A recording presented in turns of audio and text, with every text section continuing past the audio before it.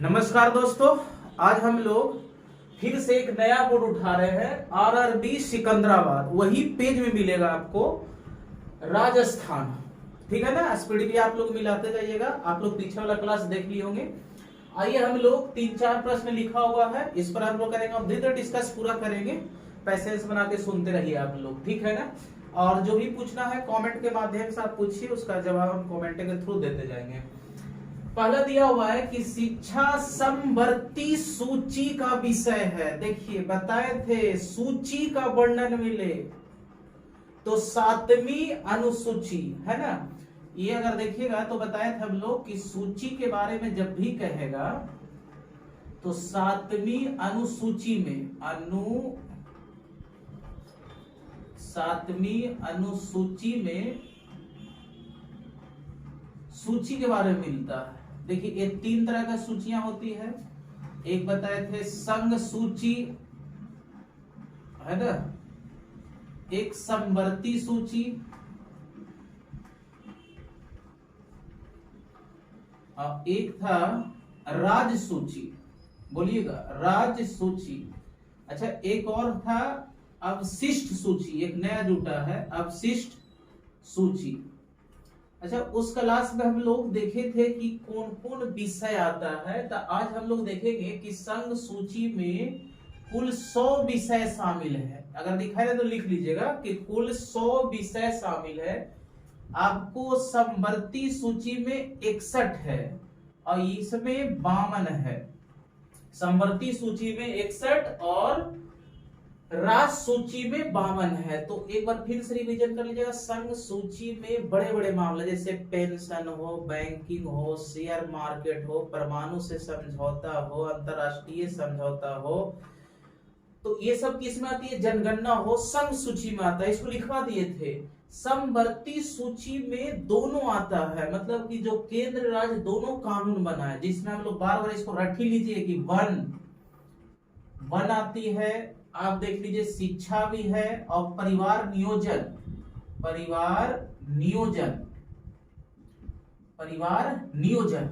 One, शिक्षा, परिवार नियोजन, मतलब ये वन पर, शिक्षा पर और परिवार नियोजन पर, दोनों पर जो कानून बनावेगी केंद्र सरकार और राज्य सरकार बनावेगी। ठीक है ना।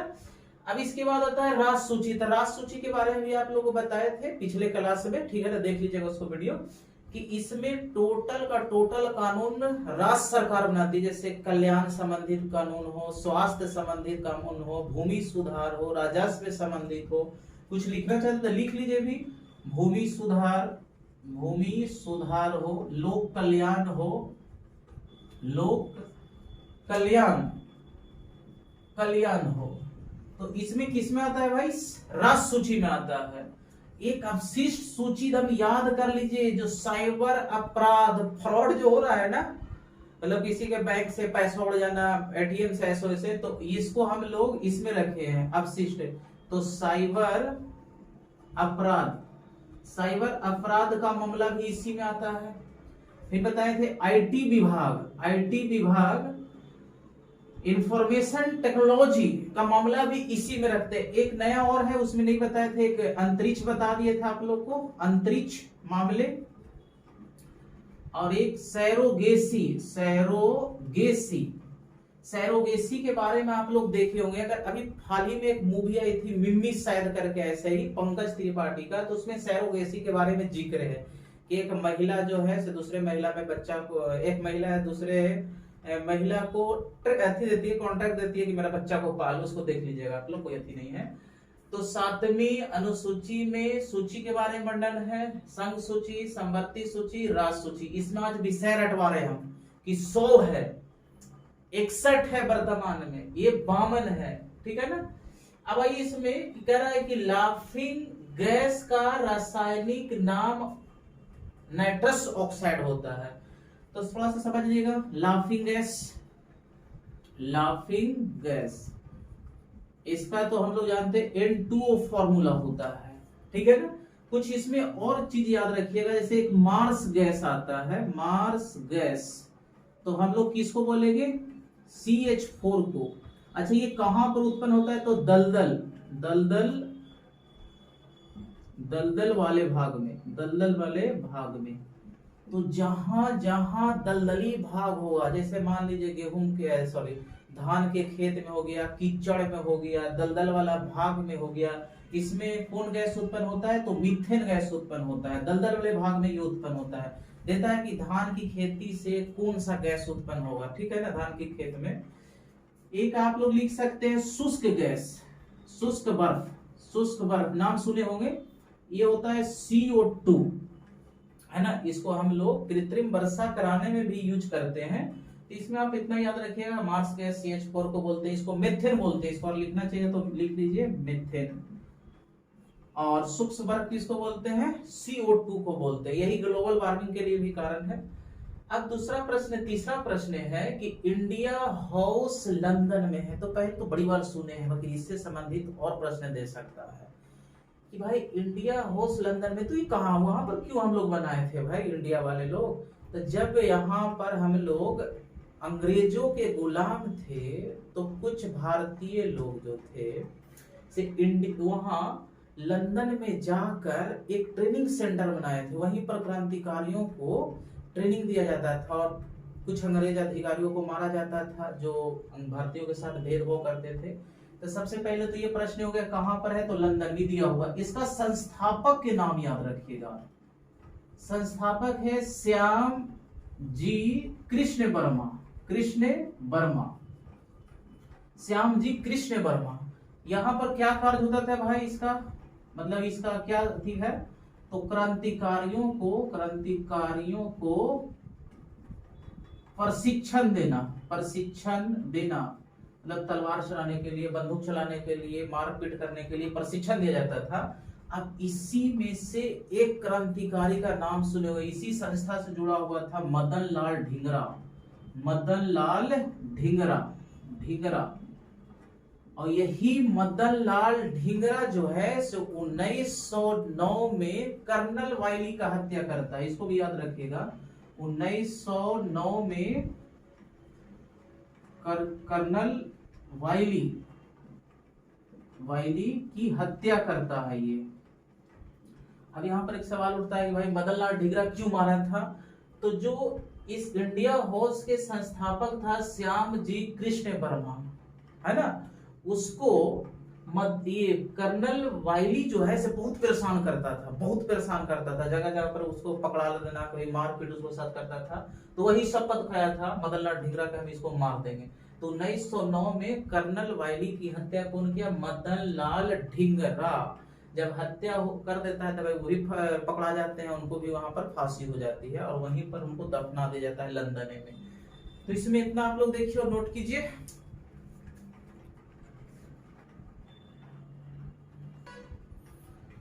देखिए नेक्स्ट प्रश्न है कि भारत में बैंकों का राष्ट्रीयकरण 14 जुलाई 1969 को हुआ।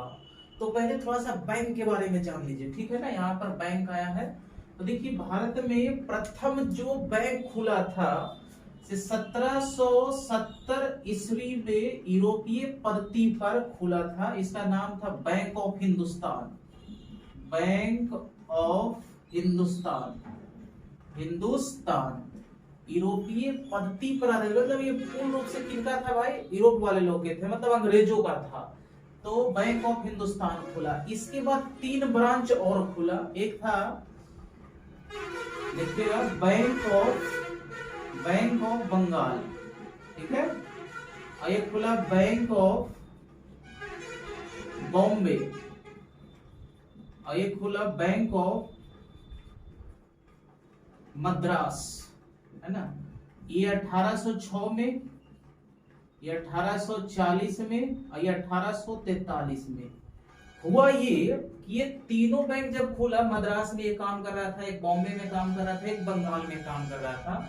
जब ये तीनों घाटे में जा रहा था तो तीनों के मिलाकर 1921 में मिलाए हम लोग और एक नया बैंक बनाया लोग, इंपीरियल बैंक, इंपीरियल बैंक, है ना। तो किस किस बैंक के मिलकर बना इंपीरियल बैंक? ये बंगाल वाला, मद्रास और बॉम्बे, ठीक है ना। और यही आगे चलकर 1 जुलाई 1955 को एसबीआई कहलाया, एसबीआई कहलाया, स्टेट बैंक ऑफ इंडिया। तो एसबीआई का जो निर्माण हुआ इंपीरियल बैंक से ही एक तरह से बना है। अच्छा, एक और बैंक याद रखिएगा, 1881 में वो खुला था, तब समझ में आएगा कि राष्ट्रीयकरण क्या होता है। Awadh commercial bank, Awadh commercial bank, ये 1881 में खुला। 1894 में पीएनबी खुला। पीएनबी ये भारतीयों का प्रथम बैंक था जो भारतीय द्वारा खोला गया था। तो बोलेगा 1894 में पीएनबी बना, 1894 में क्या बना, पीएनबी। अब हुआ क्या कि देखिए बहुत ज्यादा बैंक हो गया था, तो सभी बैंक को कंट्रोल करने के लिए आरबीआई आती है, state bank, RBI reserve bank of India. और उसके बाद बड़ी सारा बैंक हो जाता है, तो सब बड़े बड़े आदमियों के पास था बैंक, मतलब कि ज्यादा खाता बड़े बड़े आदमियों के पास होता था। तो जब इंदिरा गांधी की सरकार आई तो सबको राष्ट्रीयकरण कर दिए एक बार में, सब बैंक को राष्ट्रीय, 14-15 बैंक को एक के बार राष्ट्रीयकरण करती है।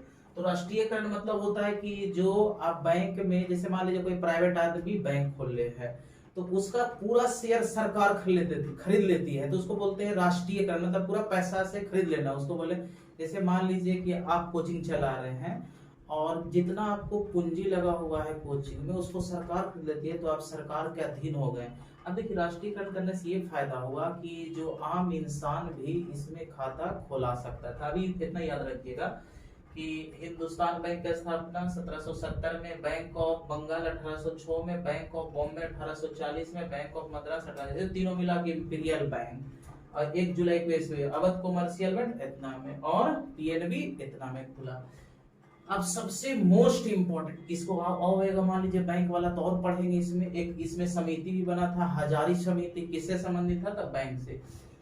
करा कि लोकसभा में किसी विधेयक, कोई तो हजारों प्रश्न पूछा है, देखिए धन विधेयक के रूप में अध्यक्ष पेश करता है।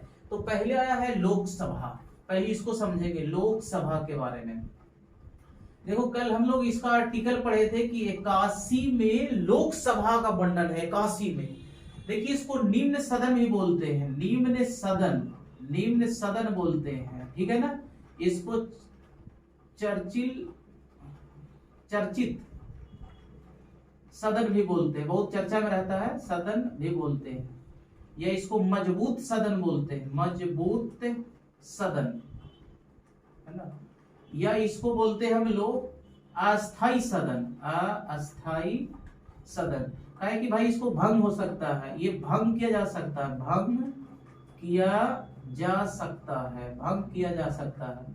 अगर मान लीजिए कि कोई लोकसभा में जाना चाहता है तो न्यूनतम एज कितना होना चाहिए, मिनिमम तो 25 याद रखिएगा कि 25 का अगर आप पूरा कर लिए हैं तो आप लोकसभा में आप जा सकते हैं, एमपी बन सकते हैं। तो निम्न सदन, चर्चित सदन, मजबूत सदन, अस्थाई सदन, इसको भंग किया जा सकता है। और मिनिमम कितना एज होना चाहिए आपको, 25 होना चाहिए। अब इसके बाद आया विधेयक, धन विधेयक मतलब ऐसे ही समझ लीजिए कि जैसे मान लीजिए कुछ कर से संबंधित जो विधेयक आता है, टैक्स बढ़ाना है, टैक्स घटाना है, तो उसको बोलते हैं धन विधेयक। तो धन विधेयक के रूप में जो पेश करता है से अध्यक्ष करता है। देखिएगा लोकसभा में भी एक लोकसभा अध्यक्ष होता है, लोकसभा अध्यक्ष होता है ना। इसका जिक्र जो है से 93 अनुच्छेद में है, इसको याद रखिएगा, 93 अनुच्छेद में लोकसभा अध्यक्ष का वर्णन मिलता है। अच्छा एक चीज समझिएगा, ये जब अध्यक्ष बनता है, जब प्रोटेम स्पीकर इसको कोई किसी व्यक्ति को अध्यक्ष बनाता है तो वो शपथ नहीं लेता है। काहे नहीं लेता है भाई, शपथ इसलिए नहीं लेता है कि एमपी के रूप में पहले ही से वो ले चुका होता है, इसलिए फिर से जब लोकसभा का अध्यक्ष कोई मेंबर बन जाता है तो फिर से वो शपथ नहीं लेता है। अच्छा मान लीजिए इस्तीफा देना चाहता है तो इस्तीफा उपाध्यक्ष को देगा, उपाध्यक्ष को देगा, ठीक है ना। देखिए तो इसमें आप लोग लोकसभा में आर्टिकल कितना 81, निम्न सदन बोलते हैं, मजबूत सदन बोलते हैं, अस्थाई सदन बोलते हैं, इसको भंग किया जा सकता है, इसमें 25 होते हैं। और फिर आगे तो बतावेंगे लोकसभा अध्यक्ष के बारे में कितना, 93 में। इस्तीफा किसको देगा, उपाध्यक्ष को देगा, ठीक है ना। अब आगे देखते हैं हम लोग, इसको नोट कीजिए।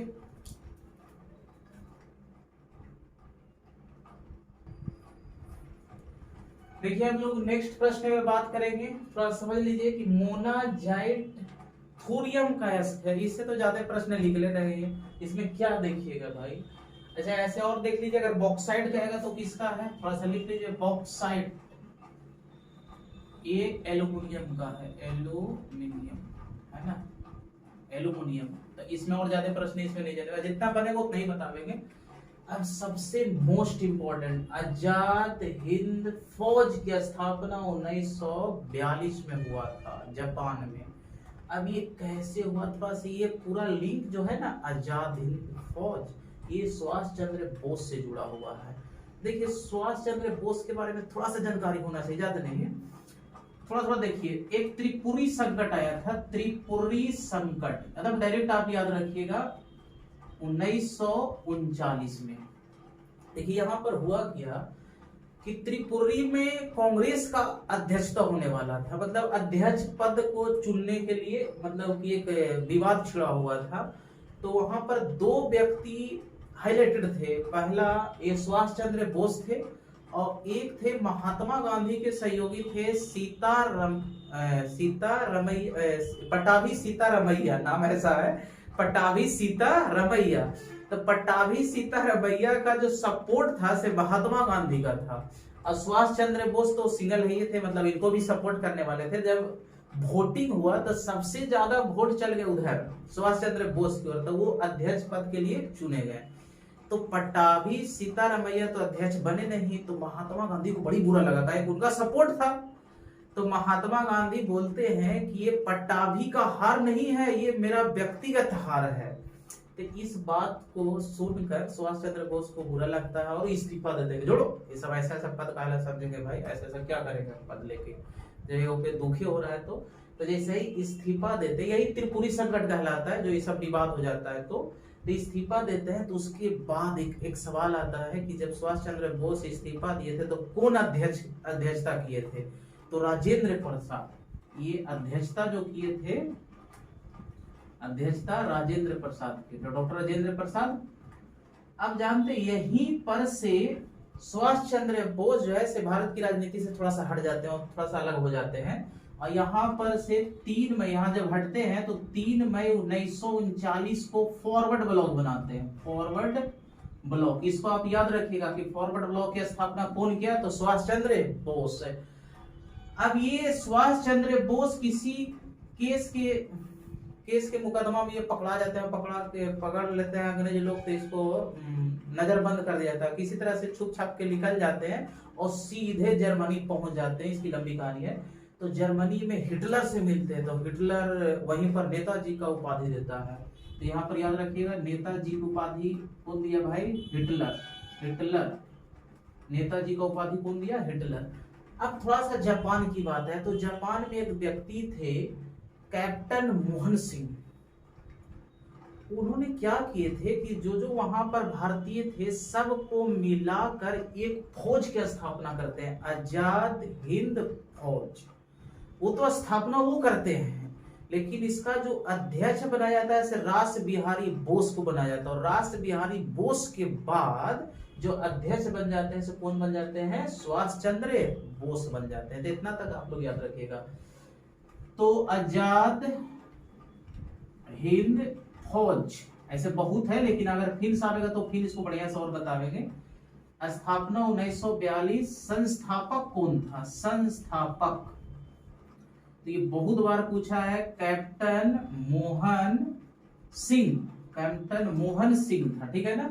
और इसका जो अध्यक्ष पद किसको मिला था भाई, तो रास बिहारी बोस को मिला था, रास बिहारी बोस को मिला था। जब रास बिहारी बोस इस्तीफा दे देते हैं तो उसके बाद जो अध्यक्ष बनते हैं सुभाष चंद्र बोस बनते हैं, बोस। तो देखिए कभी कभी क्या होता है ना, ऑप्शन में मान लीजिए कैप्टन मोहन सिंह ना दिल रहे कि भाई कौन स्थापना किया था, संस्थापक कौन था, तो रास बिहारी बोस भी मार दीजिए, चलेगा, आंसर हो जाएगा, कोई दिक्कत नहीं है। तो 3 बात यहाँ पर से, फॉरवर्ड ब्लॉक की स्थापना 1939 में, त्रिपुरी संकट के बाद अध्यक्षता कौन किए थे, राजेंद्र प्रसाद। कब हुआ था, 1939 में। कैप्टन मोहन सिंह था, ठीक है ना। अब उसको आप लोग नोट कर लीजिए। अब एक बहुत ही अच्छा वंश आया है लोधी वंश। तो देखिएगा लोदी वंश, लोदी वंश, तो इसका अंतिम शासक कौन था? इब्राहिम लोदी, या इसको बोलते हैं अफगान वंश, अफगान वंश।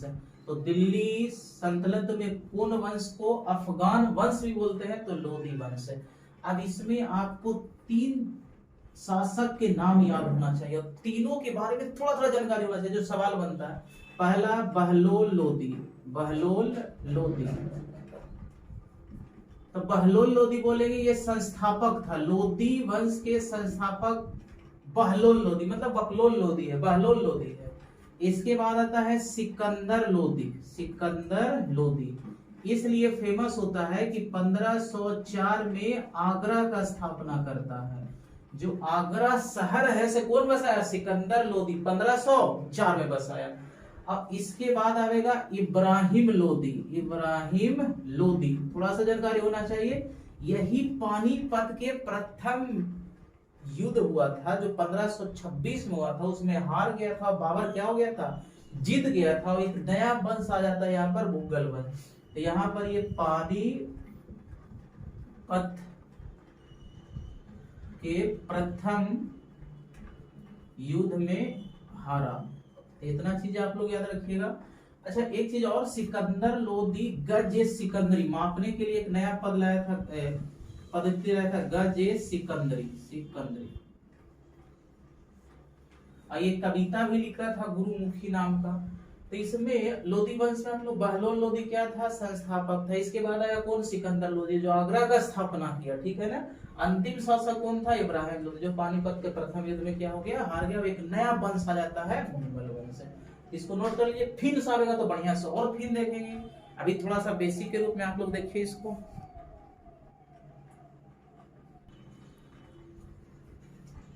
देखिए 2 प्रश्न है इसमें, तो बहुत ही इंपॉर्टेंट। जैसे अगर आ गया राज्यसभा, जैसे लोकसभा के पूरा हम लोग ऑपरेशन कर दिए कि काशी मंडन होता है, जनता का सदन होता है, चर्चित सदन होता है, मतलब ज्यादा चर्चा में रहता है। अब यहाँ पर राज्यसभा आ गया कि राज्यसभा का पदेन अध्यक्ष उपराष्ट्रपति होता है। तो हम लोग थोड़ा सा ऑपरेशन कर लेते हैं किसको? राज्यसभा के बारे में। तो राज्यसभा से जो भी सवाल बनेगा, राज्यसभा इसको कल भी बताया थे कि इसका वर्णन कितना में है? 80 में। और इसी में 12 गो को नियुक्त करता है कौन? मनोनीत करता है कौन? राष्ट्रपति करता है, आर्टिकल 80 के 1 का में। अब इसको अन्य नाम क्या है? अन्य नाम मतलब कि राज्यसभा को क्या बोलते हैं? तो अपर हाउस बोलते भी, उच्च सदन भी बोलते इसको, उच्च सदन, या इसको बोलते हैं राज्यों का परिषद, राज्यों का परिषद, परिषद। और इसको बोलते हैं अस्थाई सदन, उसमें अस्थाई था इसमें अस्थाई सदन हो जाएगा, या बुजुर्गों का सभा, बुजुर्गों का सभा इसको बोलते हैं। तो इतना इसका अन्य नाम है कि भाई अन्य नाम क्या है? उस सदन है। राज्यों का परिषद है, कहा कि यहाँ से राज्य का एमपी जो है, राज्य में एमएलए होते हैं, एमएलसी होते हैं, वही सब चुनकर एमपी को भेजते हैं। तो ये राज्यों का परिषद होता है, ये अस्थाई होता है, इसको कभी भंग नहीं किया जा सकता है। डायरेक्ट सवाल पूछता है, सवाल पूछता है कौन सा सदन को भंग नहीं किया जा सकता है? तो राज्यसभा को, ठीक है ना। अस्थाई सदन बोलते हैं, बुजुर्गों का सभा बोलते हैं। अच्छा एक चीज और इसको लिख लीजिए कि भंग नहीं किया जा सकता, इसको भंग नहीं किया जा सकता। इसमें मिनिमम एज आपको होना चाहिए 30 बरस से। अगर आप 30 बरस के हैं तो आप राज्यसभा के सदस्य बन सकते हैं। अब यहाँ पर एक आया है उपराष्ट्रपति के बारे में, थोड़ा सा हम लोग उपराष्ट्रपति के बारे में थोड़ा समझ लेंगे। देखिए कल हम लोग पढ़े थे बामन, बामन जो है से राष्ट्रपति के बारे में वर्णन करता है, तो उसमें 11 जोड़ दीजिए तो आपको आएगा 63। तो 63 अनुच्छेद जो है से उपराष्ट्रपति का है। अच्छा इसका वेतन कितना होता है? तो 0 रुपया। राष्ट्रपति का वेतन होता है 0 रुपया, लेकिन अगर राज्यसभा के पदेन सभापति के रूप में, सभापति के रूप में वेतन तो 4 लाख होता है। ऐसे इसका देखा जाए तो वेतन 0 है, लेकिन ये राज्यसभा का सभापति होता है, पदेन सभापति अध्यक्ष होता है, इसलिए इसका वेतन कितना है? 4 लाख है। अच्छा एक चीज और, इसका वोट मतलब इसको चुनाव में कौन कौन भाग लेता है, तो लोकसभा लेता है और राज्यसभा लेता है, लोकसभा और राज्यसभा लेता है। अच्छा, इसके लिए एज कितना होना चाहिए, 35, है ना। इसको थोड़ा सा आप लोग याद कर लीजिएगा। ठीक है, आगे देखिए। अब इसके बाद है कि जोग या गरसोप्पा इसको बोलते हैं, जल प्रपात शरावती नदी पर। ये शरावती कहां पर है भाई, तो आप लिख सकते हैं कर्नाटक में पड़ता है ना। अच्छा, इसका अन्य नाम जो है महात्मा गांधी, महात्मा गांधी जल प्रपात भी बोलेगा। तो कहां पर बोलेंगे भाई, किस नदी पर है, तो सारावती नदी पर। ऐसे समझे महात्मा गांधी सारा भार उठा लिए थे कि हम ही आजाद करेंगे, तो सारावती। अब इसमें एक बड़ा ही अच्छा है धुआंधार, धुआंधार जलप्रपात, जलप्रपात। अगर धुआंधार जलप्रपात कहेगा तो नर्मदा नदी पर है, नर्मदा का एमपी में एक धुआंधार जलप्रपात होता है। किस नदी पर भाई, तो नर्मदा नदी पर, नर्मदा। इसके बाद एक है हुंडरू जलप्रपात, हुंडरू, ये तो हमारे इधर का है, हुंडरू जलप्रपात। ये कहां पर मिलेगा भाई, तो स्वर्ण रेखा नदी पर। इसको आप लोग इतना याद रखिएगा। चलते हैं आगे थोड़ा सा।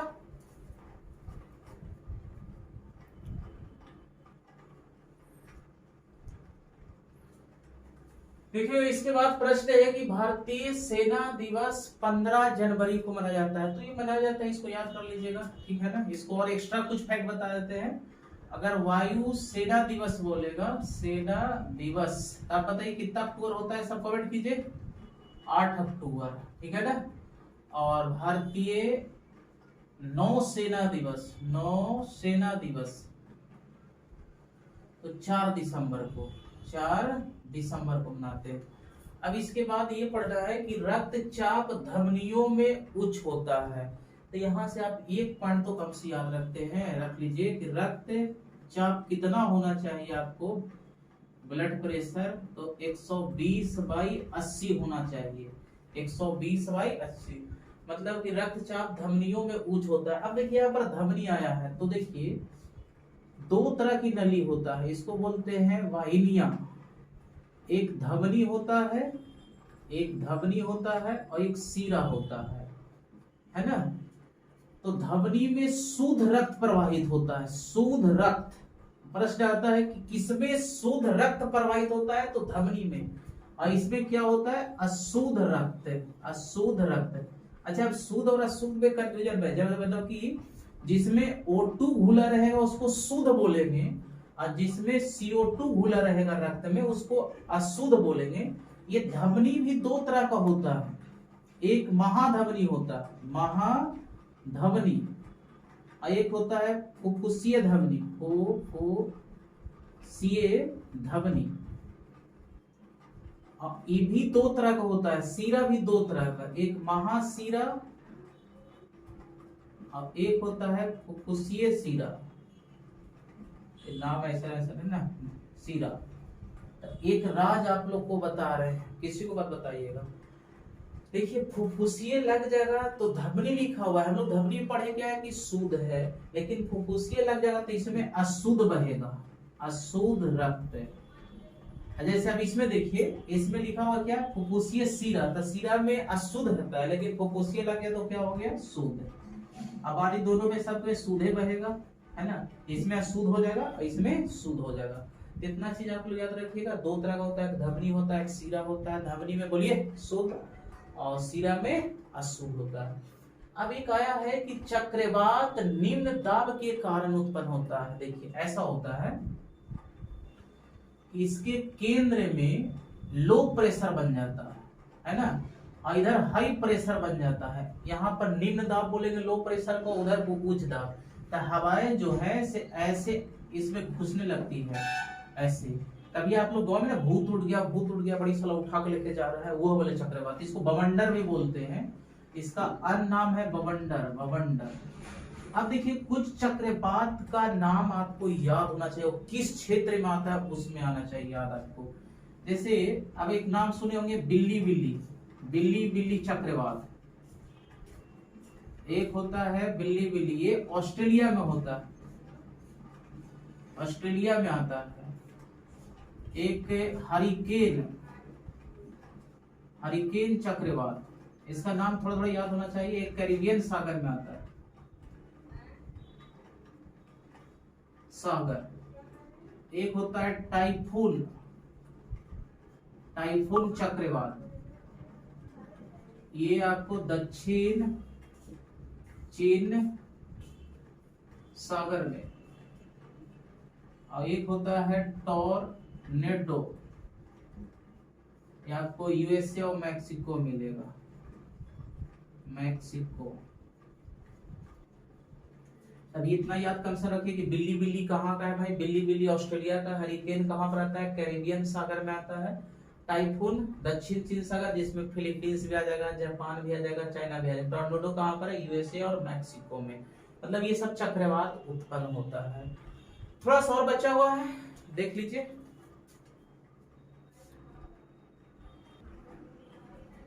देखिए फिर से प्रश्न एक रिपीट हो गया, इसको हम लोग पढ़े थे, भारत में रेल डलहौजी के शासन काल में चला था, फर्स्ट क्लास में। तो हम लोग फिर से समझ लेंगे डलहौजी, थोड़ा थोड़ा जो नहीं पढ़े थे। 1848 से 1856 तक इसको रहा, ठीक है ना।